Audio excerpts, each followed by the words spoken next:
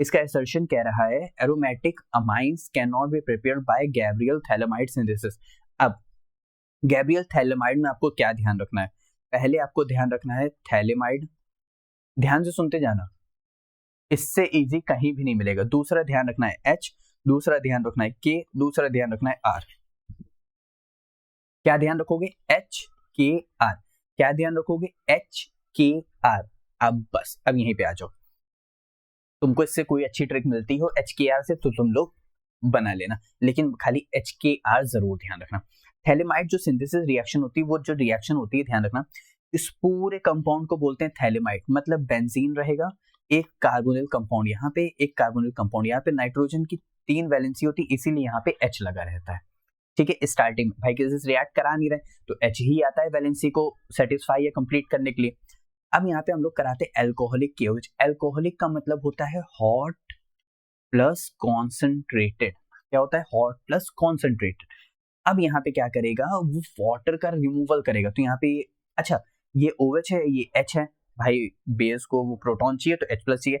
अच्छा यहाँ पे भी तो प्लस चार्ज आ सकता था, यहाँ पे प्लस चार्ज आ सकता था, क्योंकि ये भी प्लस चार्ज, ये भी प्लस चार्ज है, तो OH यहाँ पे भी तो अटैक मार सकता था। नहीं, क्योंकि नाइट्रोजन के पास नेगेटिव है, वो नेगेटिव शो करेगा रेजोनेंस, तो इसीलिए वो H प्लस जी ज्यादा अच्छे से वो निकलेगा, तो इसीलिए OH और H निकलेगा। तो यहाँ पे क्या हो जाएगा?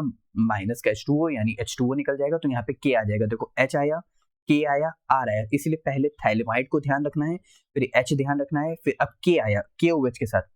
अब R यानी एल्काइल हैलाइड के साथ ट्रीट कराएंगे, RX।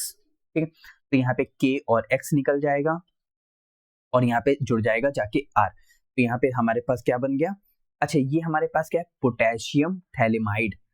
ये गैब्रियल थैलेमाइड, गैब्रियल एक साइंटिस्ट का नेम है। थैलेमाइड यहाँ से ये थैलिक एसिड से आया है। मतलब अगर मैं इसको यहाँ से हटा दूं तो यहाँ पे लगा दूं COH और यहाँ पे लगा दूं COH, और अगर मैं इसको यहाँ से हटा दूं तो ये आया है हमारे थैलिक एसिड से। कहाँ से आया? थैलिक एसिड से। तो मैं इसको वापस ले आता हूँ NH, और यहाँ इसको यहाँ से हटा देता हूँ, मैं इसको यहाँ से हटा देता हूँ, है ना। तो ये कहाँ से आया? थैलिक एसिड में से आया, तो जो मैंने अभी आप लोग को दिखाया ये था पोटेशियम थैलेमाइड। अब इसको ये है हमारे पास N, ये है N एल्काइल, क्योंकि R क्या है? एल्काइल, बाकी पूरा क्या है? N alkyl phthalimide, N alkyl phthalimide. तो यहाँ पे R आया। अब बस अब इसको यहाँ पे एक्वस NaOH के साथ हमने ट्रीट कराया।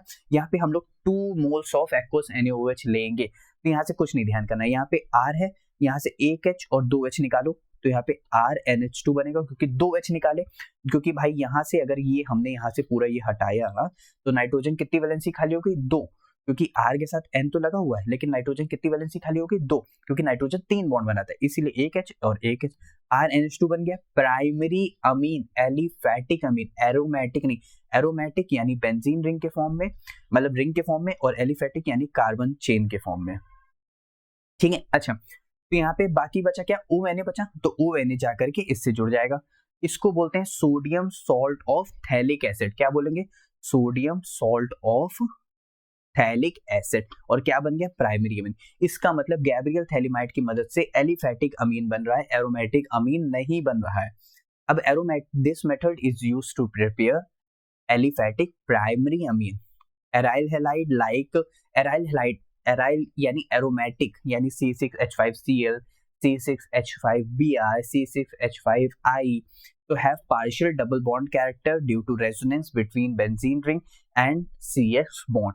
This strengthens the bond, makes it less reactive to nucleophile. मतलब कहने का है, यहाँ पे ध्यान दो, यहाँ पे कह रहा है जैसे ये हमारे पास, इसको मैं इस तरह बनाऊं और यहाँ पे मैंने बनाया बेंजीन और यहाँ पे मैंने लगाया क्लोरीन। तो क्लोरीन के पास क्या रहते हैं? Lone pairs.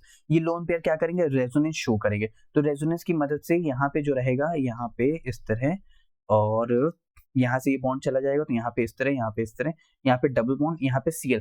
तो यहाँ पे जो उस तरह डबल बॉन्ड कैरेक्टर आ रहा है, तो यहाँ पे लेस न्यूक्लियोफाइल रिएक्टिव रहेगा, इसीलिए यहाँ पे इसके साथ क्या करता है? नो रिएक्शन शो करता है। अगर ये रिएक्ट कर जाता तब हमारे पास एरोमेटिक अमीन बन सकती थी, लेकिन नहीं बन रहा है, इसीलिए यहाँ पे ध्यान दो सिर्फ RX था, तब इसके साथ प्रोटीन मतलब आगे प्रोसीड होकर के यहाँ पे NR बन रहा है, जो कि ऊपर रिएक्शन में।